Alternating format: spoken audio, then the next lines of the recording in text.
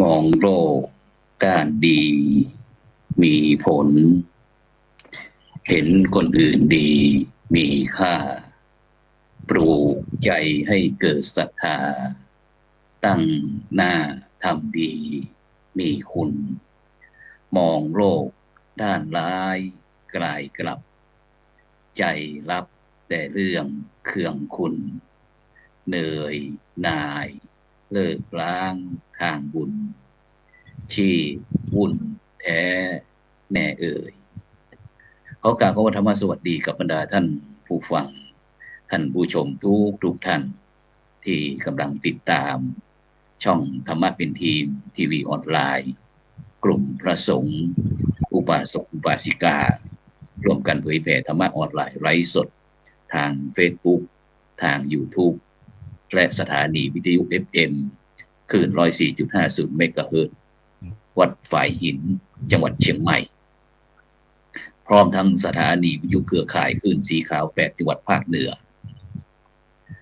ซึ่งก็เป็นประจำนะทุกคืนวันอาทิตย์นะเวลาตั้งแต่ 20 นาฬิกาเป็นต้นไปจนถึงเวลาประมาณ 21 นาฬิกาซึ่งบรรดาท่านผู้ฟังท่านผู้ชมก็จะได้พบกับรายการเห็นธรรมเห็นเราเห็นเราเห็นธรรมซึ่งดำเนินรายการโดยก้าวกระผมอัตมาภาพพระครูโสพลปริยัติได้นำรายการมาพบกับบรรดาท่านผู้ฟังท่านผู้ชมเป็นประจำทุกคืนวันศุกร์วันเสาร์วันอาทิตย์นะวันศุกร์นั้นก็เป็นรายการสังฆพัฒนาเพื่อประชาชนบทบาทประสงค์ในยุค New Normal ในช่วงนี้เราก็ได้นำรายการหมู่บ้านรักษาศีล 5ต้นแบบมาพูดคุยกันถึงเกี่ยวกับเรื่องการบริหารการจัดการทำไมถึงได้รับการคัดเลือกว่าเป็นหมู่บ้านรักษาศีล 5ต้นแบบของจังหวัดนั้นๆนะวันเสาร์ก็เป็นรายการพระพุทธศาสนา4แผ่นดินนะซึ่งก็จะได้พูดถึงวิถีชีวิตวิถีธรรมวิถีไทยวิถีชาวพุทธของพี่น้อง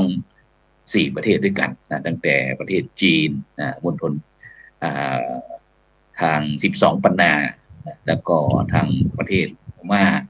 ทางรัชฉานประเทศลาวนะแล้วก็ประเทศไทยของเรา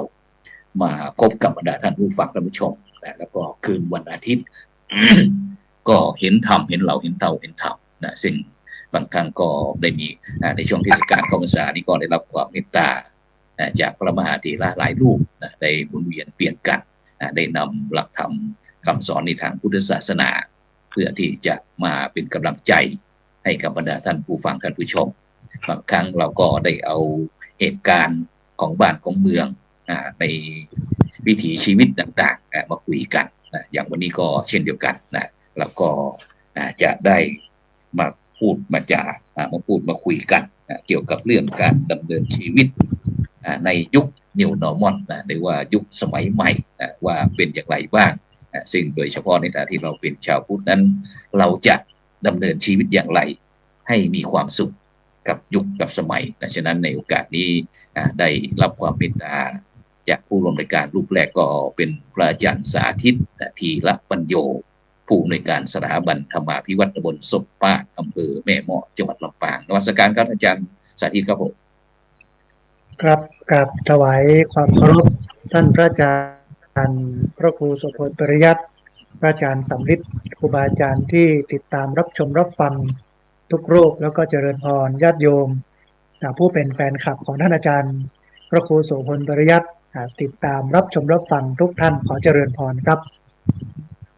ครับไปที่รูปที่2นะครับรูปที่2ก็เป็นพระอาจารย์สำริดจิตตวังโสจากวัดพระธาตุจอมไคร้ตำบลห้วยลานอำเภอดอกคำใต้จังหวัดพะเยานมัสการครับอาจารย์สำริดครับผมครับนมัสการแล้วท่านพระครูโสพลปริยัติแล้วก็ท่านพระอาจารย์สาธิตนะครับก็ยินดีที่ได้มาเข้าร่วมในวันนี้แล้วก็เจริญพรคณะสัตยาติโยมที่ได้มารับฟังในเรื่องของวันนี้ในการใช้ชีวิตแบบ New Normal ครับพระอาจารย์ครับผมซึ่งบรรดาท่านผู้ฟังท่านผู้ชมท่านใดที่มีข้อความอยากจะสอบถามหรือว่าคุยกับผู้ร่วมรายการวันนี้ก็ส่งข้อความมาทางอินบ็อกซ์เพราะว่าตอนนี้ก็ออกอากาศที่ วัดพระสิงห์นะวรมหาวิหารอำเภอเมืองจังหวัดเชียงใหม่ส่วนพระอาจารย์สาธิตนี่ก็จากจังหวัดลำปางอันนั้นอาจารย์สำริดก็จากจังหวัดพะเยานะซึ่งเราก็อยู่คนละที่คนละแห่งคนละมุมนะเพราะว่าโลกในปัจจุบันนี้อย่างที่เราบอกว่าการดำเนินชีวิตในยุคนี้เราก็ดูว่ายุคสมัยใหม่เนี่ยอยู่ที่ไหนนะก็คุยกันได้ไม่เหมือนสมัยก่อนนะสมัยก่อนนี่ก่อนที่พระพุทธองค์จะมีตรัสรู้เป็นพระสัมมาสัมพุทธเจ้าก่อนที่พระสงฆ์ทั้ง1,250 รูปจะมาพบเจอกันก็ต้องใช้วิธีวิเศษต่างๆสมัยยุคนั้นสมัยนั้นก็เป็นอีกรูปแบบหนึ่งแต่สมัยถัดมาก็เป็นเรื่องการอาจจะมีการส่งจดหมายเล็กจดหมายน้อยหรือว่าข้อความหรือว่าจะบอกผ่านคนที่รู้จักว่าเนี่ยถ้าไปลำปางช่วยบอกอาจารย์สาธิตขึ้นมาเที่ยวหาหน่อยนะมาบอกอาจารย์สาธิตที่ไปพะเยาอย่างนี้เป็นต้นแต่ในปัจจุบันนี้โอ้โหหูทิพตาทิพหมดนะครับฉะนั้นสังคมในปัจจุบันนะที่เราท่านทั้งหลายกำลังพูดคุยในถกเถียงหรือว่าประเด็นอะไรต่างๆโดยเฉพาะในยุคนี้ก็อาจจะหลายท่านหลายคนก็บอกว่าเมื่อไหร่เนาะเราจะอายุ60สักทีจะได้มีเงินเดือนบ้างแล้วก็พระสงฆ์องค์เจ้าก็มีบอกเห็นเขาบอกว่าถ้านี้จะมีเงินสวัสดิการ11,000ถ้า16 ปีขึ้นไปน้องเนนด้วยพระสงฆ์องค์เจ้าพระคุณเจ้าด้วยแล้วจะได้ไม่น้ออะไรต่างๆนี่ครับอาจารย์สาธิตครับซึ่งเราก็โดยเฉพาะมันก็เป็นสิ่งที่เราในสังคมในปัจจุบันนะครับซึ่งก็ถ้าคนรุ่นเก่าอาจจะเป็นเรื่องที่พิเศษเพราะไม่เคยมีแต่ในปัจจุบันนี้เราก็ถือว่าเป็นเรื่องปกตินะครับเราจะเคยได้ยินได้ฟังนะครับโดยเฉพาะเรื่องสวัสดิการนะครับอย่างบางท่านก็มีโครงการบอกว่าพอเพียงเลี้ยงตัวได้นะครับบางท่านบางคนก็บอกว่าไม่ทิ้งใครไว้ให้ข้างหลังนะหรือว่าหุ้นส่วนสวัสดิการหรือว่าอะไรนะเฉลี่ยทุกเฉลี่ยสุขอะไรอย่างนี้เป็นต้นครับฉะนั้นในฐานะที่เราเป็นชาวพุทธที่ได้มีโอกาสศึกษาหรือว่ารับฟังหลักธรรมคำสอนต่างๆที่ทางผู้รู้ได้คุยให้ฟังที่นี่ฉะนั้นเนี่ยท่านอาจารย์สาธิตครับในมุมมองท่านอาจารย์สาธิตในสมัยที่เรายังเป็นเด็กนะครับแต่ในปัจจุบันนี้ได้เห็นอะไรบ้างครับได้เห็นการเปลี่ยนแปลงวิถีชีวิตการดำเนินชีวิตไปมากน้อยเพียงใดครับผมครับเบื้องต้นเนี่ยอาจจะพูดว่าสมัยหรือยุคมันเปลี่ยนไปยุคเก่าก่อนถ้านับกันจริงๆก็คือยุคเกษตรกรรมยุคนั้นเนี่ยคนรวยเนี่ยคือเทียบจากการที่ใครมีข้าวอยู่ในยุ้งฉางถือว่าเป็นคนรวยแล้วก็ถือว่าเป็นคนที่มีความสุขในยุคนั้นก็เลยทำกสิกรรมเรื่องของการปลูกข้าวมีสะสมข้าวเป็นพลังสำคัญสำหรับคนในยุคนั้นต่อมาเราก้าวเข้าสู่ยุคอุตสาหกรรมจากเกษตรกรรมเข้าสู่อุตสาหกรรมเป็นเรื่องของการผลิตจำหน่ายเป็นเรื่องการตลาดdemand supplyความต้องการแล้วก็การผลิตตามความต้องการนั้นเงินมาเป็นปัจจัยสำคัญสำหรับคนในยุคอุตสาหกรรมแต่วันนี้เราไปไกลจากยุคอุตสาหกรรมแล้วนะครับในการผลิตและขายเนี่ยเราสังเกตได้จากญาติโยมที่ขายของทางอินเทอร์เน็ตเดี๋ยวนี้ไม่มีสต็อกอยู่ในมือนะครับปกติเนี่ยจะเปิดร้านค้าได้เนี่ยต้องมีสต็อกก็คือต้องมีของอยู่ในมือถึงจะขายได้แต่วันเนี้ยก็ให้โยมอยู่ที่บ้านถ่ายรูปหรือแม้แต่โรงงานต่างๆก็ถ่ายรูปส่งโดยที่ไม่มีของอยู่ในมือเลยก็ขายเสร็จแล้วก็ให้โรงงานส่งมาที่เราก็ส่งไปอีกทีนึงผมมีลูกศิษย์เมื่อก่อนเรียนเทคนิคลำปางขายอุปกรณ์แต่งรถอาจารย์รถมอเตอร์ไซค์แกไม่มีของอยู่ในมือแต่ทีเนี้ยเวลาเขาสั่งมาเยอะๆ10 คนแกก็ไปสั่งจากโรงงานแล้วก็เอาไปส่งให้กับญาติโยมหรือคนที่สั่งของแกมาอันนี้คือยุคของอุตสาหกรรมแต่เราพ้นจากยุคนั้นไปแล้วครับเรามาอยู่ที่ยุคข้อมูลข่าวสารหรือที่ภาษาวิชาการเรียกว่ายุค globalization ยุคนี้เนี่ยใครเข้าถึงข้อมูลข่าวสารเร็ว แล้วข้อมูลข่าวสารที่ถูกต้องกว่าเนี่ยจะได้เปรียบคนในสังคมทีนี้ อืม เมื่อ ครับ มาสู่ยุคข้อมูลข่าวสารเนี่ยโลกมันเป็นไปอย่างนี้หมดแล้ว เรื่องเกิด ครับ เหตุเกิดอยู่ที่หนึ่งอย่างเช่นลำปางเมื่อวานที่อำเภอศพปราบน้ำท่วม ครับ เห็นกันทั่วประเทศนะครับ ได้ นะเห็นไหมฮะแล้วบางคนไม่ได้ดูทีวีด้วย แต่ดูในมือถือตัวเอง ซึ่งมีอยู่ ครับ ในมือ เห็นละว่า โอ้ลำปางศพปราบน้ำท่วมหลายรูปหลายท่านเห็นว่า ครับ ที่สถาบันธรรมาภิวัตรวัดผมนะน้ำเซาะถนนอันนี้คือเทคโนโลยี นี่คือ ครับ ยุคข้อมูลข่าวสาร หรือที่เขาเรียกกันว่า globalization ทีนี้ ครับ เมื่อเป็นแบบนี้แล้วเนี่ยเราจะอยู่ยังไงในสังคมยุคนี้ มันมาพร้อมกับความสะดวก มันมา ครับ พร้อมกับความสบาย พร้อมกับความสุข แต่ในมุมกลับ มันก็มา ครับ ซึ่งความนำมาซึ่งความทุกข์ยังไงครับ ก็คือหลายคนเนี่ยตามไม่ทัน อันแรกเลย ตามโลกของความเคลื่อนไหว ตามโลกของการเปลี่ยนแปลงเนี้ยไม่ทันนะเป็น ครับ คนหลงยุคหลงโลก คุยกับพี่น้อง อืม ชาวบ้านเนี่ย เริ่มไม่ค่อยรู้เรื่องนะอันนี้ ครับ อันแรก อันที่สองก็คือจากสังคมที่มันหมุนเร็วเนี่ยทำให้หลายคนเนี่ย เริ่มรู้สึกตัวเองว่าไม่มีคุณค่า แล้วก็นำไปสู่ความผิดหวังท้ายที่สุดนำไปสู่กลายเป็นคนที่เขาเรียกว่าโรคซึมเศร้า เป็นโรคซึมเศร้า ซึมเศร้า ใน ครับ ใน อืม ในในสังคมยุคนี้เยอะนะฮะเพราะว่าเป็นโรคซึมเศร้า หมอส่วน ครับ ใหญ่ก็บอกว่ามาจากเทคโนโลยี อันหนึ่งก็คือ ม ทำให้เด็กสมาธิสั้น สมัยก่อนเราท่องหนังสือพระอาจารย์ฮะ ครับผม อุปกรณ์ของครูบาอาจารย์ที่ทำให้เราท่องได้ดีที่สุดคือไม่เรียว นั่งอยู่ในศาลาคนละเสาฮะเสาพิงเอาหลังพิงเสาท่องหนังสือไปนะฮะ มีเสาเป็นสาธารณะ ครับบทสวดต่างๆ เสร็จแล้วก็มาทวนกับครูบาอาจารย์ แต่ยุคนี้ ครับ เนี่ยจะไปแตะเนื้อต้องตัวแม้แต่สัมมาเนรเนี่ยยากนะฮะแม้แต่ใน อืม โรงเรียนต่างๆเนี่ยจะไปชี้โน่นนี่นั่นอย่างไม่ได้แล้ว ครับ เพราะว่าโลกมันไปไกลแล้วคนถือเรื่องของสิทธิมนุษยชนนะสังคมมันไปไกลถ้าครูบาอาจารย์หลายรูปนะบอกว่าถ้าเป็นรุ่นเก่าเนี่ยโดนไม่เลียวน่องลายแน่นอนอย่างนี้อะไรนะฮะเพราะฉะนั้น ผมมองว่ายุค ครับ เนี้ยมันเป็นยุค new normal ยุค globalization ยุคข้อมูลข่าวสาร ความเปลี่ยนแปลงมันเร็ว หลายคน อืม รับกับความเร็วของการเปลี่ยนแปลงไม่ได้ สมัยแต่ก่อน อืม เราเป็นเด็กเนี่ยเวลามันนานนะพระอาจารย์ ครั สา บ ธิต ใช่ครับ เวลานานนะเราอ่ะกว่าจะเย็นเนี่ย เช้ามากว่าจะเย็นทำกิจกรรมเล่นโน่นนี่นั่นแต่พอมาวันเนี้ยรู้สึกว่าเวลา ทำไม มันไว 20 ชั่วโมงมัน ใช่ มันสั้น มันหมดเร็วไป แต่ที่จริงเนี่ย อืม เวลาไม่เร็วครับ คือ ป 24 ก ชั่ว ติ โมงนะมาตรฐานเหมือนกัน ใช่ ครับ แต่ว่าภาระหน้าที่ของเราที่มันมีมาเนี่ย มันเยอะ ครับ หลายเรื่องหลาย อืม อย่างหลายอันนะฮะแล้วมันก็เลยทำให้ว่าให้เราคิดว่าเวลามันเร็ว อันเนี้ย ครับ มันเป็นเหตุที่ทำให้หลายคนปรับตัวไม่ได้ ปรับตัวไม่ทัน ค เพ รับ ราะโลกหมุนเร็ว ภาษาวิชาการก็เรียกว่ามันมีพลวัตมันหมุนไปข้างหน้า และทีนี้เมื่อ ครับ มันหมุนไปข้างหน้าเนี่ย เราเห็นอะไรแปลกไหมครับ เช่นความ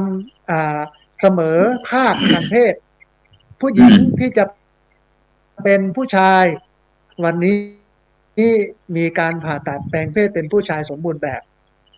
ถ้าเป็นคนเมืองสมัยก่อนเนี่ยจะเรียกอย่างนี้ว่าขึ้น เรียกว่าขึ้นนะครับอย่างผู้หญิงอย่างผู้ชายอยากจะเป็นผู้หญิง ก็ไปผ่าตัดแปลงเพศนะแต่ถ้าเป็นเราสมัยก่อนเนี่ย คนเฒ่าคนแก่ก็จะเรียกว่าขึ้นเห็นไหมฮะนี่คือยุค globalization ที่มันเร็วนะ แต่ว่า ครับ ถ้าเราปรับตัวไม่ทันเนี่ย เราจะเป็นคนที่ตกยุคตกสมัย แล้วก็ไม่ทันต่อความก้าวหน้า เหมือนที่ผมบอกว่ายุคนี้ใครมีข้อมูลข่าวสารรวยใครมีข้อมูลข่าวสารการตลาด เรื่องพวกนี้จะเป็นคนที่รวย เพราะว่าข้อมูลข่าวสารนั้นนำไปสู่การตัดสินใจแล้วก็นำไปสู่การลงทุน อันนี้แต่ผมมองว่าคนที่จะอยู่ในโลกยุค new normal แล้วก็ยุค globalization ได้เนี่ย อันนี้ฝากไว้ก่อนที่จะให้พระอาจารย์สำริดได้คุยต่อนะฮะคือสำคัญที่สุดคือต้องมีสติความเร็วมันดี แต่ความเร็วนั้นมันนำมาซึ่งความผิดพลาดอยู่บ้างถ้าเราไม่มีสติ ถ้าผิดพลาดในฐานะที่ความเร็วในฐานะที่อยู่ในความเร็วเนี่ย ความผิดพลาดนั้นจะเสียหาย เช่น ถ้าเราขับมอเตอร์ไซค์ขับรถยนต์ไปเร็วมาก แต่เราไม่มีสติเนี่ยรถอาจจะ ประสบอุบัติเหตุแต่ช้าก็ปลอดภัยแต่มันกว่าจะถึงมันนานเหมือนอย่างที่บอก24 ชั่วโมงเนี่ยมันเร็วโอ้โหกว่าจะไปถึงนี่นานคนก็เลยเลือกขึ้นเครื่องบินก็เลยเป็นโดยสารเร็วขึ้นไปเพราะฉะนั้นวันนี้คนทั้งหลายที่กำลังใช้ชีวิตเร็วอยู่เนี่ยสิ่งหนึ่งที่ต้องเร็วไปด้วยคือสตินะครับสติจะเป็นตัวที่ทำให้ความเร็วต่างๆเนี่ยให้มันมีความแหลมคมและมีประสิทธิภาพมากขึ้นอันนี้ฝากไว้ในตอนต้นของรายการครับอาจารย์ครับครับสาธุครับไปที่พระอาจารย์สำริดครับจิตตวังโสครับอาจารย์ครับมีความคิดเห็นอย่างไรบ้างครับจะแตกต่างหรือว่าเหมือนกับท่านอาจารย์สาธิตเลยครับว่าในยุคปัจจุบันเนี่ยคนเราจะต้องมีการปรับเปลี่ยนเรียนรู้นะครับให้รู้เท่ารู้ทันเทคโนโลยีอะไรต่างไม่อย่างนั้นจะเศร้าซึมนี่ครับอาจารย์เห็นด้วยไหมครับกับนมัสการท่านพระครูโสพลปริยัติและก็ท่านอาจารย์สาธิตนะครับก็ได้ร่วมรับฟังท่านอาจารย์สาธิตก็เห็นด้วยครับเห็นด้วยเป็นอย่างยิ่งซึ่งทางตอนสมัยนี้เนาะมันเป็นยุคของดิจิตอลนะครับเนาะมันเป็นยุคที่เราต้องเรียนรู้แล้วก็เราต้องเรียนรู้อย่างมีสตินะครับก็อย่างเช่นยกตัวอย่างเดี๋ยวทางท่านอาจารย์สาธิตก็ได้เกริ่นมาแบบโอ้เต็มรูปแบบเลยซึ่งมันครอบคลุมทั้งหมดเนาะขอยกรายละเอียดในส่วนของการรับรู้ข่าวสารเนาะก็ยกตัวอย่างที่อาจารย์สาธิตเขาท่านได้ว่าก็คือเราต้องมีสติคำว่าสติเนี่ยหมายถึงยังไงอย่างเช่นการได้รับสื่อข่าวสารข้อมูลที่เชิงไม่มีอย่างเช่นไลน์โดยเฉพาะผู้สูงอายุเนาะผู้สูงอายุเนี่ยคือตอนนี้เขาเข้าถึงในส่วนของโทรศัพท์กันหมดผู้สูงอายุครับเช่นไลน์เฟซบุ๊กนู่นนั่นนี่การจะรับข้อมูลแต่ละครั้งอ่ะขอให้พิจารณานะครับก็ถ้าไม่งั้นเนี่ยเราจะสื่อสารกันผิดพลาดหมดเลยเรารับข้อมูลแต่รูปภาพตัวหนังสือและก็มีผู้ที่มีทรงคุณวุฒิอยู่แปะหน้าอย่างนี้เราก็เชื่อแล้วอย่างเงี้ยครับอันนี้คือเขาว่าขาดสติขาดในส่วนของการรับรู้ข่าวสารที่อย่างถ่องแท้นะครับก็อยากจะเสริมท่านอาจารย์สาธิตซึ่งเราก็จะระมัดระวังในเรื่องนี้และอีกอย่างหนึ่งคือถ้าเราไม่ทันยุคทันสมัยอย่างที่ท่านอาจารย์ว่าเราเหมือนกับอยู่ในครอบครัวเดียวกันนะครับจากยุคหนึ่งยุคบูมเมอร์กับยุคเจนซีอย่างเงี้ยครับหนึ่งคนหนึ่งเขาขายของออนไลน์อยู่ซึ่งเป็นรายได้หลักแต่อีกฝั่งหนึ่งนี่คือเขายังไม่ทันยุคแต่เขาไปมองว่าเด็กกลุ่มเนี้ยมัวแต่เล่นโทรศัพท์อย่างเงี้ยครับการสื่อสารมันก็ทำให้ครอบครัวมันเกิดการแตกแยกทีนี้เราจะทำยังไงให้กับการเรียนรู้ให้ทั้งสองฝั่งเนี่ยเข้าใจกันและสื่อสารกันก็คือเราจะใช้ข้อมูลยังไงแล้วก็เราจะสื่อสารกันยังไงให้เข้าใจเพราะปกติแล้วยุคมันเกินเนาะมันอย่างที่อาจารย์สาธิตว่าครับยุคนึงอ่ะเราได้ไม่เลียวแต่อีกยุคนึงเนี่ยมันจะได้ในส่วนของคำการกระทำมากกว่าอย่างเงี้ยผู้ใหญ่ก็ต้องทำความเข้าใจกับเด็กเด็กก็ต้องเห็นใจผู้ใหญ่เปิดใจหากันอย่างเงี้ยครับการในยุคนี้เราต้องสื่อสารในเรื่องครอบครัวนะครับครับผมฉะนั้นทางอาจารย์สาธิตท่านอาจารย์สำริดก็สะท้อนให้เห็นว่าวิธีการดำเนินชีวิตของเราจะต้องมีการเปลี่ยนแปลงนะครับโดยเฉพาะที่เราบอกว่ายุค New Normal นะซึ่งหลายท่านหลายคนบอกไม่เห็นมันการเปลี่ยนแปลงเลยซึ่งโดยเฉพาะไม่ว่าจะเป็นเรื่องการดำเนินชีวิตนะคุณภาพชีวิตเรื่องโดยเฉพาะเรื่องภาคการเกษตรถ้าสมัยก่อนนี่เราอาจจะใช้จอบใช้เสียมใช่ไหมครับที่เห็นเวลาเราจะทำไร่ทำนาอะไรแต่ต้องขุดต้องแล้วก็วิวัฒนาการมันก็เป็นใช้วัวใช้ควายใช้สัตว์อะไรต่างแต่ในปัจจุบันนี้ก็ใช้เทคโนโลยีเป็นเครื่องยนต์กลไกแล้วนะครับฉะนั้นสิ่งเหล่านี้ครับซึ่งโดยเฉพาะไม่ว่าจะเป็นเรื่องค่าครองชีพค่าแรงอะไรต่างนะครับถ้าสมัยยุคถ้าเป็นยุคสมัยก่อนที่ผมเกิดทันก็จะเห็นคุณพ่อคุณแม่อาจจะเป็นวันสัก20 บาท ค่าแรงรายวันเกี่ยวข้าวทำไร่ไถนาอะไรสักวันละ20 บาทผู้ชายอาจจะ25 บาทเด็กๆอย่างพวกเรานี่อาจจะวันไปโรงเรียนก็สัก1 บาท หรือว่าบาท 3 พี่น้องซื้อทั้งอาหารการกินทั้งขนมทั้งข้าวอะไรกินเนี่ยท่านอาจารย์สาธิตครับซึ่งตรงเนี้ยโดยเฉพาะที่อาจารย์ได้พูดถึงบอกว่าถ้าบุคคลไหนท่านไหนที่ไม่สามารถที่จะปรับเปลี่ยนเรียนรู้อยู่กับยุคในปัจจุบันเนี่ยซึ่งจะเป็นโรคเศร้าซึมหรือว่าที่อาจจะเป็นคนที่เก็บกดอะไรสักสิ่งสักอย่างเลยประมาณนี้ท่านอาจารย์ครับฉะนั้นเราจะมีวิธีการอย่างไรครับโดยเฉพาะในทางพุทธศาสนาของเราโดยเฉพาะผู้สูงอายุอย่างที่เราได้พูดกันก่อนบอกว่าโรงเรียนผู้สูงอายุอย่างเงี้ยซึ่งเราจะต้องเสริมเติมเต็มอะไรได้บ้างไหมครับ ครับก่อนอื่นก่อนจะพูดถึงเรื่องที่ท่านอาจารย์พระครูโสพลถามเนี่ยย้อนไปหน่อยวันก่อนไปฉันภัตตาหารเพลที่ร้านอาหารเจ้าของร้านบอก50 บาทผมก็ตกใจว่าทำไมมันราคาขึ้นเร็วเด็กก็บอกว่าไม่มีแล้วครับ30เนี่ยในเมืองเนี่ย30ไม่มีแล้วมีแต่50นะครับขึ้นหมดผมก็บอกว่าโอ้ค่าครองชีพของคนในเมืองเนี่ยมันสูงมากเหมือนที่ท่านอาจารย์บอกว่าวันเนี้ยรัฐบาลก็เมื่อก่อน20 บาท25 บาทนะเป็นเงินเดือนใช่ไหมฮะเป็นรายวันด้วยนะวันนี้เนี่ยพุ่งไปที่300 400 500 600แล้วลองมาดูหน้าพฤศจิกาเนี่ยเดือนหน้าเนี่ยเป็นเดือนที่จะเกี่ยวข้าวคนเกี่ยวแล้วก็เมื่อก่อนเราเป็นสังคมที่ช่วยเหลือเกื้อกูลนะฮะไปลงแขกเกี่ยวข้าวแต่วันนี้ไม่มีลงแขกนะครับมีแต่จ้างนะไปเกี่ยวทีนี้เราจ้าง300เนี่ยคนเกี่ยวก็จะอ้างว่าลุงนั้นให้350ใช่ไหมขึ้นค่าตัวเราบอกว่า300นะไม่ได้อะเพราะลุงนั้นให้300ไม่อย่างนั้นก็จะไปเกี่ยวให้ลุงนั้นหมดเลยไม่ได้ละ300ก็ต้อง350หรือ400 บาทอันนี้คือยุคนี้นะฮะซึ่งมันแตกต่างจากยุคเก่าทีนี้เข้ามาสู่เรื่องที่ท่านอาจารย์พระครูโสพลปริยัติถามคือผมมองอย่างนี้ว่าคนณปัจจุบันนี้ติดโซเชียลเยอะมากมันก็เป็นอันหนึ่งที่เป็นเพื่อนคลายเหงาคลายทำให้เพลิดเพลินไปกับมันแต่ว่าโลกโซเชียลกับโลกความเป็นจริงมาคนละโลกแต่มันก็อาศัยกันนะฮะอันนี้อันหนึ่งคือคนละโลกแต่ว่ามันอาศัยกันแต่หลายคนเนี่ยไปอินกับโลกโซเชียลก็เราเห็นข่าวที่ว่าเด็กเนี่ยเล่นเกมติดเกมท้ายที่สุดเอาพฤติกรรมจากการติดเกมเล่นเกมเนี่ยมันก็จะเป็นเกมเสมือนจริงนะเวลาเขามาอยู่กับโลกภายนอกก็คิดว่าทุกคนเหมือนเกมก็ไปนำไปสู่การฆ่าการทำร้ายนะซึ่งกันและกันอันนี้ก็เป็นเหตุหนึ่งที่โซเชียลหรือความทันสมัยเนี่ยมันนำมาซึ่งหายนะนำมาซึ่งความเจ็บปวดให้กับพี่น้องชาวบ้านทีนี้มาพูดถึงเรื่องของโลกคนที่ไม่ทันกับยุคไม่ทันกับโลกแล้วก็ได้รับผลกระทบจากโซเชียลนะฮะวันนี้แรงนะพระอาจารย์ผมยังบอกว่าทุกคนสามารถแรงก็หมายความว่าถ้าเป็นการประนามกันเนี่ยถ้าเป็นข่าวเมื่อก่อนดูทีวีก็รู้แต่ถ้าไม่มีทีวีก็ไม่รู้ใช่ไหมครับเมื่อก่อนนะแต่เดี๋ยวนี้ดูในโซเชียลมีเดียไม่จำเป็นต้องดูทีวีแล้วทำอะไรผิดสักอย่างหนึ่งถ้ากล้องวงจรปิดเขาจับมันก็จะเป็นข่าวเช้าโฉไปทั่วประเทศไปที่ไหนก็มีแต่คนตอกย้ำซ้ำเติมคือถ้าพูดเป็นภาษาใหม่เนี่ยก็คือไม่ได้ผุดได้เกิดในวงการนะฮะงานนี้แต่ทีนี้จะแก้ยังไงเมื่อมันเป็นแบบนั้นนะอันที่หนึ่งเนี่ยผมมองว่าอันนี้จากประสบการณ์คือถ้าเด็กติดโทรศัพท์การเรียนก็จะดรอปและการใช้ชีวิตก็จะดรอปและพฤติกรรมก็จะเกิดความก้าวร้าวอันนี้เป็นเหตุสำคัญอันแรกเนี่ยถ้าจะใช้เทคโนโลยีเนี่ยมันก็ต้องใช้เป็นเวลาอันแรกนะฮะใช้เป็นเวลาแล้วสำหรับคนที่เป็นโรคซึมเศร้าเนี่ยมันต้องมีกระบวนการในการสร้างกระบวนการกลุ่มขึ้นมาเพื่อให้คนเหล่านั้นได้มาเจอกันได้มาทำกิจกรรมร่วมกัน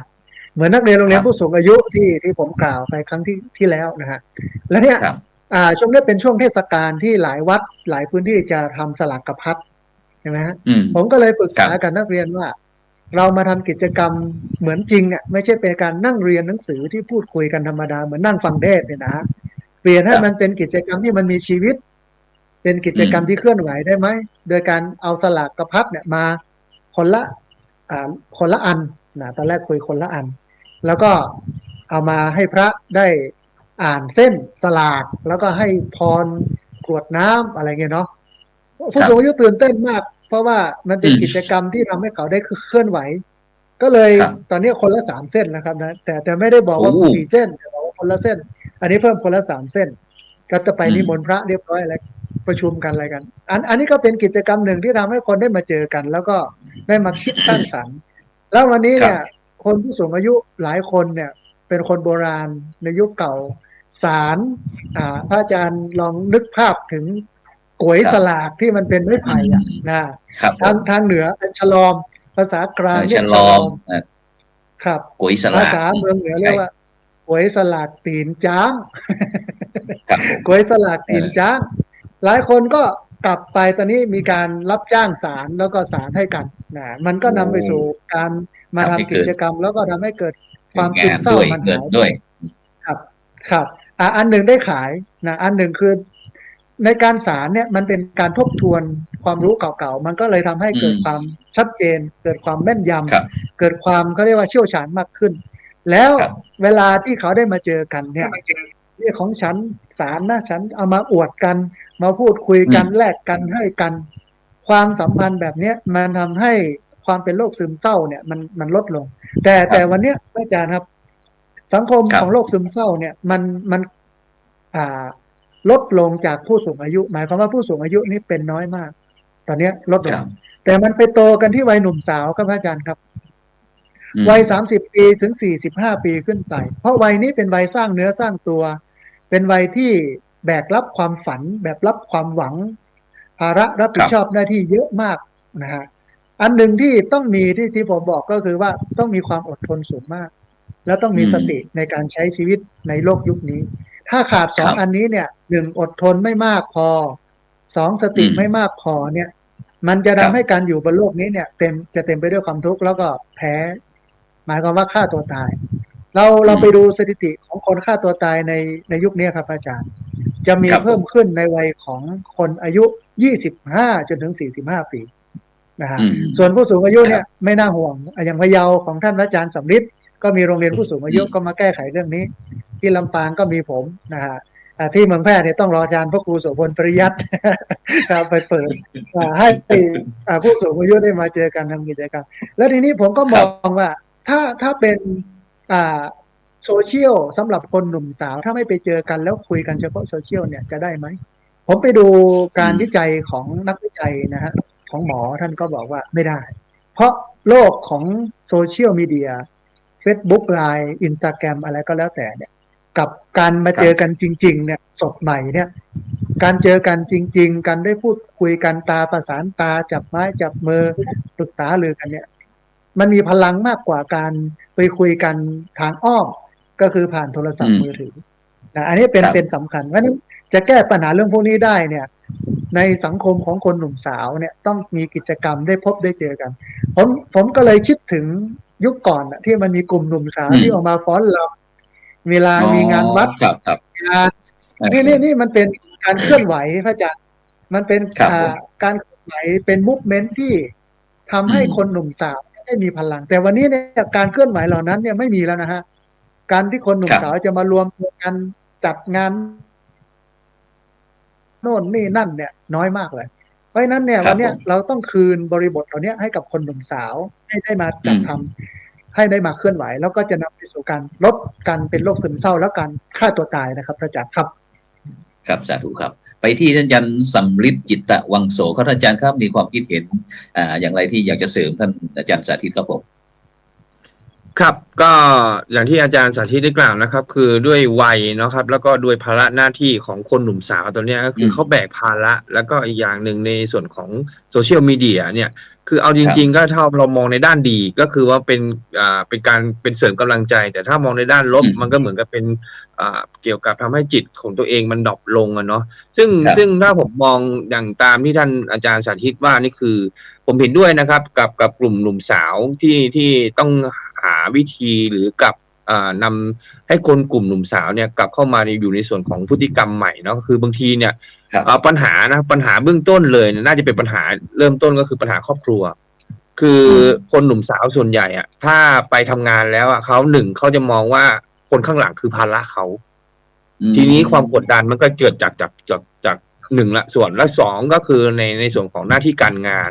และอย่างหนึ่งคือโซเชียลมีเดียนี่สำคัญการที่เราโพสต์อะไรเกี่ยวกับเรื่องส่วนตัวภายใน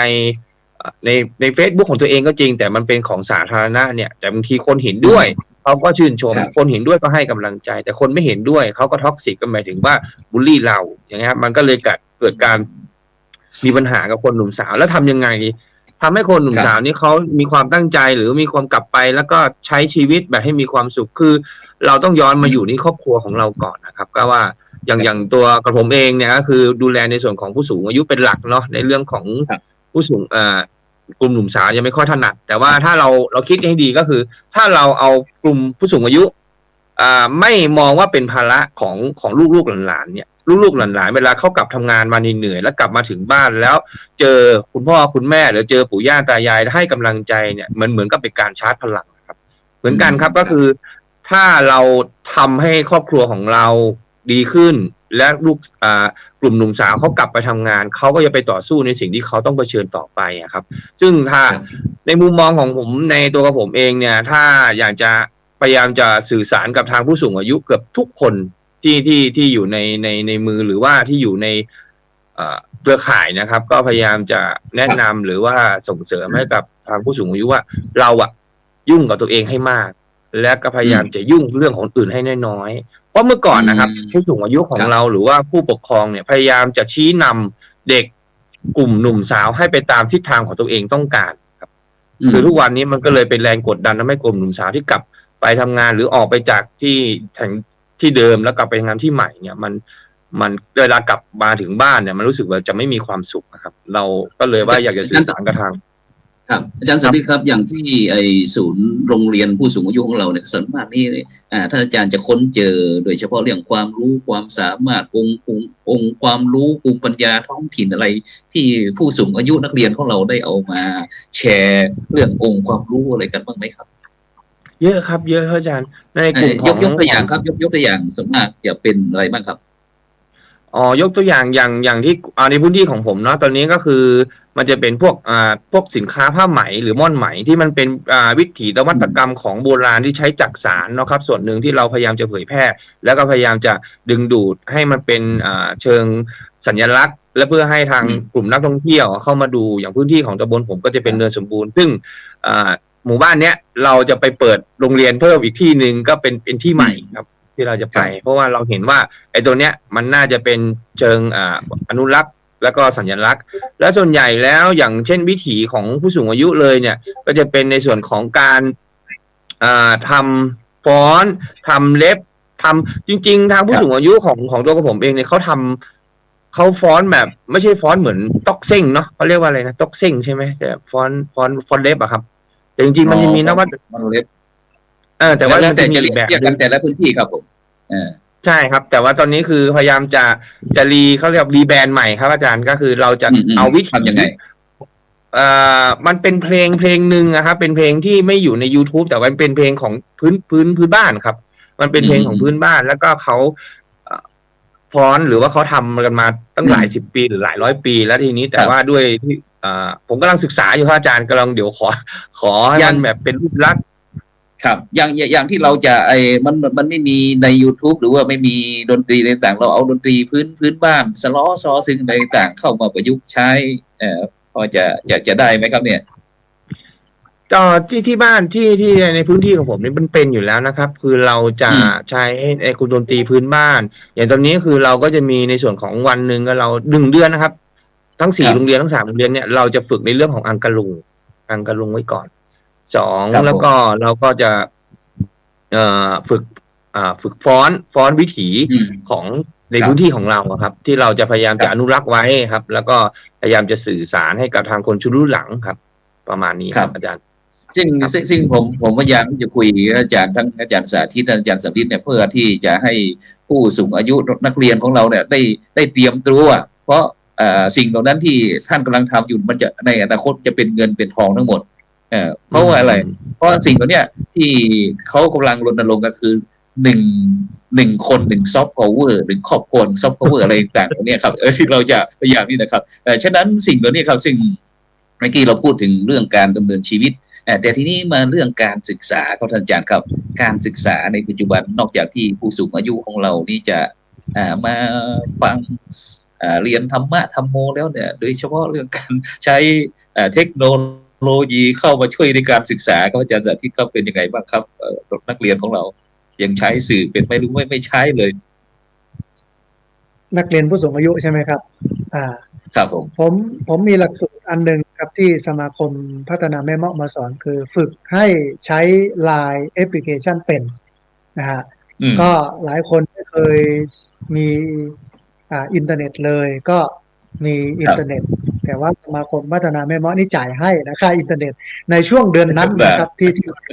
ถ้าจะใช้ต่อ ครับผม หลังจากนั้นเนี่ยคนต้องหาเติมเองนะฮะแล้วก็แอปพลิเคชัน LINE ให้แล้วก็ใช้แอปพลิเคชัน LINE ตอนนี้ในโรงเรียนผู้สูงอายุของผมเนี่ยมีกลุ่มหนึ่งนะซึ่งเป็นกลุ่ม LINE ก็เอานักเรียนทั้งหมดเข้าไปอยู่ในนั้น ผมก็จะส่งต่อข้อมูลให้กับผู้สูงอายุเหล่านั้นนะแต่ว่าโดยความสะดวกไม่สะดวกของผู้สูงอายุเนี่ยความคล่องแคล่วของสมองหรือความจดจำมันน้อยนะแต่ก็ยังมีใช้อยู่นะบางคนที่เชี่ยวชาญมากเลยหลายคนเนี่ยเรียนไปด้วยเนี่ยไลฟ์สดไปด้วยนะครับอาจารย์ฮะ ครับผมโอ้ ไลฟ์สด สุด ด้ ย ว อย ดสุดยอด เรียนไปด้วย เวลาครูบาอาจารย์บรรยายหรือทำกิจกรรมต่างๆแกก็ทำเป็นแล้วก็มาตัดต่อมีเป็นคลิปของตัวเองเอาลงไปนะฮะ อันนี้ก็เป็นอันหนึ่งที่คนยุคใหม่โดยเฉพาะผู้สูงอายุเนี่ยเป็นผมมองว่าอุปกรณ์เหล่านี้มันเป็นโอกาสที่จะทำให้เรานั้นได้ทำแล้วก็ได้เรียนรู้บางคนเนี่ยติดตัวเองนะครับกับเรื่องเหล่านี้เห็นผู้สูงอายุหลายคนไลฟ์สดเห็นผู้สูงอายุหลายคนใช้คอมพิวเตอร์ใช้โน้ตบุ๊กหรือใช้โทรศัพท์มือถือเชี่ยวชาญมากเนี่ยผมชื่นใจนะว่าคนยุคเนี้ยดูความพยายามของเขาอะเขาไม่ทิ้งสิ่งที่มันเป็นสิ่งใหม่เหมือนกับคนเมืองที่บอกว่าบ่เมาส์สิ่งใหม่บ่ทิ้งสิ่งเก่าบ่เมาส์สิ่งใหม่สิ่งเก่าซึ่งเป็นวัฒนธรรมประเพณีก็ทำแต่สิ่งใหม่ที่มันเป็นเทคโนโลยีที่กำลังมาเนี่ยก็ต้องเรียนรู้แล้วก็ไปกับมันแต่ไม่ได้หมายความว่าตามเขาเรียกว่าตามรุ่นนะฮะอย่างวันเนี้ย iPhone ออกรุ่น15ก็จะไปเอา iPhone 15ก็คือตามฐานะเราแล้ววันนี้เนี่ยข่าวทีวีบอกว่า iPhone 15นี่มีปัญหาจะถูกเรียกคืนนะครับถ้าหลายคนนี่ตามเทคโนโลยีไปเป็นรุ่นไปจนถึง iPhone 15 5-6 หมื่นนี่นะอาจารย์ก็กลายเป็นว่าวันนี้ต้องคิดหนักละแต่ว่าผู้สูงอายุเหล่านั้นเนี่ยเราได้เรียนรู้เราสอนกันใช้เทคโนโลยีเขาก็เอาเทคโนโลยีมาใช้โต้ตอบกับเรานี่แสดงว่าอันหนึ่งมันพูดถึงศักยภาพมนุษย์ว่าทุกคนสามารถเรียนรู้ได้หลายคนปิดตัวคือถ้าปิดตัวแล้วอยู่ในโลกของตัวเองก็เป็นอีกแบบแต่ถ้าปิดตัวแล้วเนี่ยมันก็ต้องมาเจอกันมันมาคุยกันเนี่ยมันก็จะทำให้เราเป็นคนที่รู้สึกว่ามันขาดอะไรไปอย่างหนึ่งหลายคนก็เลยเรียนรู้นักเรียนหลายคนถึงแม้ไม่มีโทรศัพท์มือถือเป็นของตัวเองหรือมีโทรศัพท์มือถือรุ่นโนเกียอาม่าอันนี้เป็นรุ่นที่ฮิตที่สุดทำไมถึงฮิตครับเพราะว่าตัวหนังสือมันใหญ่ เห็นได้ชัด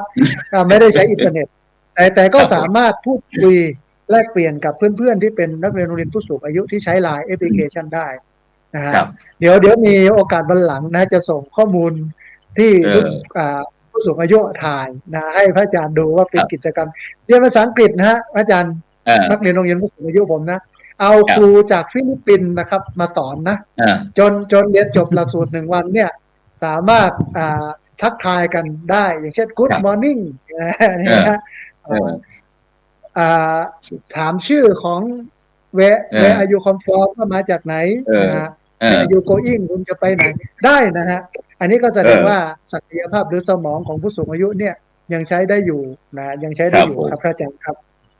ไปที่ท่านอาจารย์สำริดครับเป็นไงบ้างครับที่ศูนย์ของเราเรื่องเทคโนโลยีอย่างเหมือนกับที่สถาบันธรรมวิวัฒน์ที่อำเภอแม่ม้อจังหวัดลำปางไหมครับที่พะเยาครับก็เป็นเช่นนั้นนะครับก็คืออย่างที่อาจารย์สาธิตได้กล่าวก็คือเราก็มีเสริมนะครับอาจารย์ก็คือเรามีเสริมแล้วก็เราโชคดีครับกลุ่มงานที่ผมทำอยู่เนี่ยมันจะมีกลุ่มของคุณครูที่เกษียณแล้วครับเขาก็มาเป็นอาจารย์ต่อซึ่งเราก็ได้ด้วยความอนุเคราะห์จากท่านมีจิตอาสาจริงๆแล้วก็ในเรื่องของการสอนภาษาอังกฤษก็มีซึ่งมันเป็นเรื่องดีนะครับอาจารย์ก็คือเรา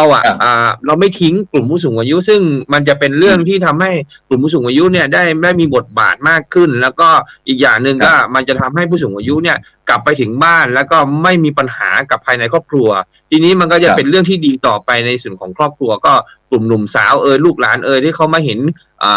กลุ่มผู้สูงอายุหรือพ่อแม่ตายายเขามีความสุขกลับบ้านมาพักผ่อนเนี่ยเขาก็มีกำลังใจซึ่งมันเชื่อมโยงกันหมดเลยมันเป็นนิมิตหมายที่ดีครับอาจารย์ครับผมอาจารย์สำริดครับอย่างที่เราได้นำเทคโนโลยีเข้ามาสู่โรงเรียนผู้สูงอายุเรานี่มีปัญหาเรื่องการขาดเรียนบ้างไหมครับไม่มีอาจารย์ไม่มีเลยจริงๆคือผู้สูงอายุเขาให้ความสนใจสูงครับซึ่งเป็นตัวของพระเองเป็นตัวของอาจารย์เองจะขอเลิกก่อนด้วยซ้ำอาจารย์จะขอเลิกคือแต่ด้วยความที่ว่ากลุ่มผู้สูงอายุเขาให้ความสนใจแต่ว่าด้วยอย่างที่อาจารย์สาธิตว่าคือ1คือสมองและการพฤติกรรมหรือว่าการเคลื่อนไหวของผู้สูงอายุของเราช้า ทีนี้เนี่ย ครับ ก็คือเราอย่างน้อยๆเราอยากจะให้เขาได้ข้อมูลหรือว่าเรียนรู้ไปด้วยกัน ครับ ค่อยๆค่อยๆไปจริงทุกวันนี้ครับยังมีความคิดว่าจะเปิด2 วันเลยครับอาจารย์กลุ่มนักเรียนเขาขอแต่ว่าด้วยกำลังของเราเองมันมีน้อยครับ มันมีน้อย ครับอ๋อผมก็เข้าใจว่าแม้แต่ไอ้สถานศึกษาต่างๆเขาก็มักจะบ่นว่าเด็กมักจะไม่ค่อยสนใจในการเรียนอะไรต่างๆเนี่ยซึ่งเราไปนึกถึงนิราศภูเขาทองสมัยของสุนทรภู่ท่านอาจารย์สาธิตบอกว่าไม่เมาเหล้าแต่เราแล้วแต่เราเมายังเมารักนะสุดจะหักห้ามจิตคิดไฉนนะถึงเมาเหล้าเช้าสายก็หายไปแต่เมาใจนี้ประจำทุกค่ำคืนนี่เป็นเมื่อ 4-50 ปีก่อนแต่ในปัจจุบันบอกว่าไม่เมาเหล้าแล้วแต่เรายังเมาเน็ต เมาเมสเซจเฟซบุ๊กทุกสมัยเนี่ยเมา YouTube เช้าสายก็หายไปแต่เมาไลฟ์นี้ประจำทุกค่ำคืนนะครับที่สถาบันธรรมวิวัฒน์ของเรามีไหม บอกว่าไม่หลับไม่นอนอย่างนี้ ครับ มีไหมครั ก็ บ ที่จริงเนี่ยมันมีในกลุ่มทุกกลุ่มนะฮะ ครับ ไลน์เนี่ยเขาก็จะห้ามเวลาหลังจาก4 ทุ่มไปแล้ว ห้ามส่งอะไรเข้ามาเด็ดขาด หรือตอนเช้ายังไม่ถึงเวลา6 โมงเช้า นี่ ห้าม ต้อง ส่ กาง รอาจารย์ ไม่งั้นเนี่ย พระครูพิวัฒนวิกรม ครับถ้าอย่างนั้นเนี่ยจะไม่รู้จักเวลาเล่นแต่ว่าผู้สูงอายุเขาตื่นเช้าครับตี 4 ตี 3เขาตื่นแล้ว หลายคนก็ยังไม่รู้ว่าเพื่อนกำลังพักผ่อนอยู่ก็ส่งข้อความไปรบกวนนะทีนี้มันมีอันหนึ่งก็คือว่า ผมจะคุยเรื่องตรงนี้ว่าเป็นข้อสรุปว่า ถ้าเราเห็นการที่ผู้สูงอายุมาใช้แอปพลิเคชัน ใช้ความทันสมัยเทคโนโลยีเหล่านี้มันเป็นเครื่องพิสูจน์ว่ามนุษย์นั้นมีศักยภาพในการจะพัฒนาตัวเองได้ครับ คืออย่าจำกัดตัวเอง ถ้าเกิดมาเป็นมนุษย์แล้วเนี่ยมีศักยภาพในการจะทำให้ตัวเองเนี่ยดำเนินชีวิตไปสู่ความสูงดำเนินชีวิตไปข้างหน้าได้อีกเยอะหลายคนปิดตัวเองอยู่ที่บ้านโดยที่ไม่ได้สนใจอะไรเลย ไม่รู้ข้อมูลข่าวสารอย่างกรณีน้ำท่วมเนี่ยหลายคนแจ้งกันทางไลน์นะครับว่าน้ำมาแล้วตรงนั้นตรงนี้ไลฟ์สด ถ้าเรารู้ทันเราเก็บของใช่ไหมฮะเรารู้ทันว่าน้ำมันจะมาแล้วเนี่ยเก็บของปุ๊บหลบหลีกนู่นนี่นั่นก็จะอยู่ในความปลอดภัยแต่บางคนไม่รู้โลกไม่รู้ความเป็นไปของโลกเลยนะนอนห่มผ้าห่มอยู่ที่บ้านน้ำท่วมเข้ามาก็อาจจะเป็นอันตรายถึงชีวิตหรืออาจจะได้รับผลกระทบในส่วนอื่นๆไปด้วยเพราะฉะนั้นวันเนี้ยผมมองว่ามนุษย์มีศักยภาพในการพัฒนาตัวเองเราใช้ศักยภาพเนี้ยมาพัฒนาตนเองแล้วก็ใช้เทคโนโลยีนี่เป็นเครื่องมือเช่นหลายคนใช้เป็นเครื่องมือในการโฆษณาประชาสัมพันธ์สินค้าขายสินค้าได้โดยที่ต้นทุนต่ำเพราะเรามีอยู่ในมืออันนี้เป็นศักยภาพของผู้สูงอายุทุกคนที่สามารถทำได้แต่ขอให้ใช้มันให้เป็นประโยชน์เป็นนายของมันอย่าให้มันเป็นนายของเราครับอาจารย์ครับครับทีนี้เราได้พูดเรื่องไม่ว่าจะเป็นเรื่องการดำเนินชีวิตเรื่องการศึกษาทีนี้เราจะมาถึงเรื่องสุขภาพครับอาจารย์ครับในปัจจุบันนี้สังคมประเทศไทยเราหรือว่าทั่วโลกนี่ก็เป็นสังคมผู้สูงอายุนะครับซึ่งเราก็แปลกเหมือนกันว่าบางครั้งเมื่อก่อนนี่สมัยผมเป็นเด็กนี่ถ้าคุณปู่คุณย่าคุณตาคุณยายเราสัก60นี่ถือว่าสูงมากนะครับแต่ในปัจจุบันนี้บางครั้งเราอาจจะทั้งเป็น100ก็มีครับ90-100อะไรต่างๆนะครับฉะนั้นในการดูแลสุขภาพของผู้สูงอายุนะครับอาจารย์สาธิตครับท่านอาจารย์สำริดครับเราจัดการอย่างไรครับในยุคปัจจุบันอย่างเรายกกรณีตัวอย่างโรงเรียนผู้สูงอายุนะครับในการดูแลเรื่องสุขภาพครับก็ในเรื่องสุขภาพในกลุ่มของโรงเรียนหรือว่ากลุ่มผู้สูงอายุเองเนี่ยก็คือด้วยเทคโนโลยีของการแพทย์นะครับเนาะอันนี้ก็เป็นหลักเลยครับก็มันทำให้การใช้ชีวิตของแล้วก็ชีวิตของผู้สูงอายุเขามีอายุยืนขึ้นแล้วก็มันก็เป็นในหลายปัจจัยครับอาจารย์แต่ว่าในเรื่องของการดูแลสุขภาพเนี่ยก็คืออย่างที่ยกตัวอย่างหรือว่าเราคุยกันเบื้องต้นตั้งแต่หัวม้วนแล้วเนี่ยคือทำยังไงก็ได้ครับให้ผู้สูงอายุเนี่ยได้มีกำลังใจแล้วก็ได้มีความสุขกายแล้วก็สุขใจซึ่งตัวกับผมเองเนี่ยเน้นย้ำเลยว่าโรงเรียนผู้สูงอายุนะครับสุดท้ายแล้วถ้าเกิน60เกษียณไปแล้วเนี่ยชีวิตเขาจะว่างเปล่าครับอาจารย์ชีวิตเขาเหมือนกับเขาจะว่างเปล่าเพราะว่าอย่างเช่นครูเกษียณนู่นนั่นนี่ถ้าเราทำกิจกรรมหรือว่าเรายกตัวอย่างว่าเราเอาวัดเป็นศูนย์กลางเหมือนสมัยก่อนนะอาจารย์เราใช้วัดเป็นศูนย์กลางโดยที่ว่าเราไม่จำเป็นต้องมาต้องให้เข้าวัดเพื่อที่จะให้เสียตังค์เพราะทุกวันนี้การเข้าวัด คนข้างนอกหรือว่าคนหนุ่มสาวก็ดีอะครับเขาจะมองอย่างนี้ครับการเข้าวัดและต้องเสียเงินคือการเข้าวัดต้องเสียเงินโดยเป็นการเหมือนกับว่าคือเราคิดว่าถ้าสมมุติว่าเราใช้วัดเป็นสถานที่สาธารณะซึ่งมันก็จริงนะครับว่าวัดเป็นที่สาธารณะถ้าเราใช้ที่สาธารณะตรงนี้ให้เกิดประโยชน์แล้วก็โดยเฉพาะเอาผู้สูงอายุเข้ามาเรียนหรือว่าเข้ามาเอาผู้สูงอายุมาทำกิจกรรมโดยที่ว่าไม่ได้หวังผลอะไรอย่างเงี้ยครับมันก็จะเป็นการกระตุ้นให้กับทางชุมชนหรือว่าทางกระตุ้นให้กับผู้สูงอายุเนี่ยเข้ามาอยู่กับวัดอยู่กับบ้านแล้วก็มีความสุขในแล้วก็ส่วนของลาภยศพวกนั้นเดี๋ยวมันจะตามมาทีหลังครับแต่ทุกวันนี้ครับอาจารย์มันเหมือนกับว่าเป้าหมายเลยนะครับเป้าหมายหลักของวัดอันนี้มุมมองของตัวกับผมเองนะผมไม่ได้ว่าทุกตัวกับผมเองเป้าหมายหลักเลยเนี่ยเราจะทำยังไงก็ได้ให้วัดในสวยงามเราจะทำยังไงก็ได้ให้วัดเนี่ยมีคนมาเที่ยวอย่างเงี้ยครับแต่คือเราไม่ได้มองจุดวัตถุประสงค์หลักว่าเราจะทำให้วัดเนี่ยเป็นที่พักจิตพักใจของชุมชนหรือศรัทธาได้อย่างไรครับประมาณนี้ครับอาจารย์ครับผมครับไปที่ท่านอาจารย์สาธิตครับโดยเฉพาะเรื่องสุขภาพเมื่อกี้ทางกายทางใจแล้วที่สวัสดิการครับท่านอาจารย์สาธิตครับเห็นบอกว่าสวัสดิการที่สถาบันธรรมาภิวัตน์ของเรานี่ ทั้งปลูกทั้งปรุงทั้งเก็บทั้งขายเพิ่มลดรายจ่ายเพิ่มรายรับอะไรต่างๆนี่ครับท่านอาจารย์ครับเป็นยังไงบ้างครับเพราะว่าเหลือเวลาอีก3 นาทีครับผมนิมนต์รวดสรุปครับผมที่นี่เนี่ยสุขภาพเป็นเรื่องสำคัญเราจะเน้นเรื่องการกินสุขภาพจะเสียไม่เสียอยู่ที่การกินนะอาจารย์การกินนั้นสำคัญที่สุดแต่ที่เนี่ยเน้นผักเป็นยาเน้นปลาเป็นอาหารน้ำพริกผักนึ่งผักลวกต้มอันนี้เป็นหลักของอาหารที่นี่สำหรับเอามาเลี้ยงผู้สูงอายุโดยเฉพาะเพราะนั้นสุขภาพในเรื่องของการกินในเรื่องของกายนี่สบายมากแล้วก็สุขภาพอีกอันหนึ่งคือสุขภาพใจเราสอนเรื่องการทำสมาธิเรื่องของการทำจิตใจแล้วก็ผมจะพูดเสมอว่าต้องปล่อยต้องปรงรู้จักปล่อยจักปรงยึดไว้ก็หนักกักไว้ก็ทุกข์ปล่อยวางว่างเว้นจึงเป็นสุขแล้วก็พูด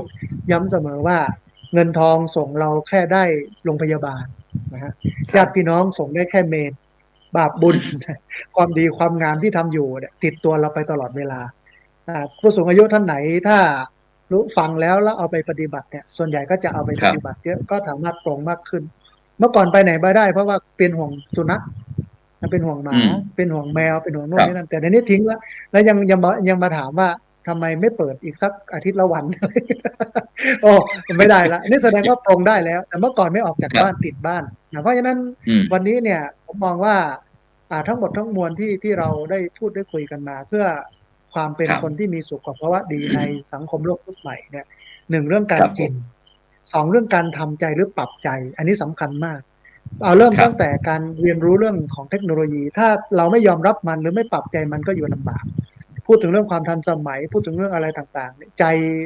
เหมือนที่พระพุทธเจ้าตรัสไว้ว่าใจเป็นใหญ่ใจเป็นหัวหน้าใจเป็นประธานถ้าใจดีแล้วเนี่ยมันก็เดินไปข้างหน้าได้ดีหลักสำคัญบางคนเป็นคนพิการนะอาจารย์ฮะมาเรียนกับผมเนี่ยผู้สูงอายุแล้วเป็นผู้ยากจนด้วยเดินมานะฮะประมาณเกือบ2 กิโลครับอาจารย์จากในหมู่บ้านเนี่ยมาเรียนที่วัดผมเนี่ยเกือบ2 กิโลแล้วเดินกระเพกมานะฮะท้ายที่สุดเนี่ยผมมองว่าคนเนี้ยใจถึงมากเลยแล้วก็มีความสุขกับการได้มาเรียนแล้วก็ไม่เคยขาดนะฮะเพราะฉะนั้นวันนี้ต้องขยันทำวัดสวดมนต์นั่งสมาธิภาวนาแล้วก็เรียนรู้โลกแล้วก็อยู่กับโลกให้มีความสุขเหมือนที่พระพุทธเจ้าบอกว่าโลกนั้นมีไว้ให้เหยียบไม่ใช่มีไว้ให้แบกทุกนั้นมีไว้ให้แก้ไม่ใช่มีไว้ให้กลุ่มหรือกบเกลื่อนทุกมีไว้สำหรับเห็นไม่ใช่มีไว้สำหรับเป็นครับอาจารย์ครับครับฉะนั้นก็ทางพระอาจารย์สาธิตทางพระอาจารย์สำริดก็ได้ถ่ายทอดประสบการณ์ที่ทั้ง2ลูกทั้ง2ท่านได้พบได้เจอไม่ว่าจะเป็นที่โรงเรียนผู้สูงอายุจังหวัดพะเยาโรงเรียนผู้สูงอายุที่อำเภอแม่มอจังหวัดลำปางนะครับซึ่งก็อาจารย์ก็บอกว่าป่วยกายแต่ไม่ป่วยใจนะครับขอให้บรรดาท่านผู้ฟังท่านผู้ชมที่นี่ก็ได้นำการสนทนาในค่ำคืนนี้เกี่ยวกับเรื่องการดำเนินชีวิตในยุค New Normal ว่าพวกเราจะปรับปรุงเปลี่ยนแปลงกันอย่างไรนะซึ่งเราไม่สามารถที่จะทำให้ยุคสมัยหรือว่าโลกอยู่กับที่ได้นะแต่ที่จำเป็นที่สุดก็คือการเปลี่ยนแปลงวิธีคิดวิธีทำวิธีพูดนะโดยเฉพาะเราก็จะอยู่ในหลักธรรมในทางพุทธศาสนาโดยเฉพาะเรื่องศีล 5ที่ถือว่าเป็นกฎระเบียบ เป็นวิถีชีวิตของพวกเราฉะนั้นก็ในค่ำคืนนี้ก็หวังว่าเรื่องการสนทนาจะเป็นประโยชน์ต่อบรรดาท่านผู้ฟังท่านผู้ชมซึ่งเราก็พยายามจะจัดรายการแบบแลกเปลี่ยนเรียนรู้ให้ทันยุคทันสมัยให้กับบรรดาท่านผู้ฟังท่านผู้ชมฉะนั้นก็กราบขอบพระคุณครับท่านอาจารย์สาธิตธีรปัญโยจากจังหวัดลำปางท่านอาจารย์สำริดอิตตะวังโสจากจังหวัดพะเยานะครับหวังว่าในการต่อไปก็คงจะได้ร่วมสนทนากันบ่อยๆนะครับฉะนั้นก็หลับฝันดีนะครับมีเงินใช้ไร้โลคาพยาธิไม่เจ็บไม่จนครับร่ำรวยคูณผลสำหรับในค่ำคืนนี้ขอกล่าวคำว่าสาธุ สาธุ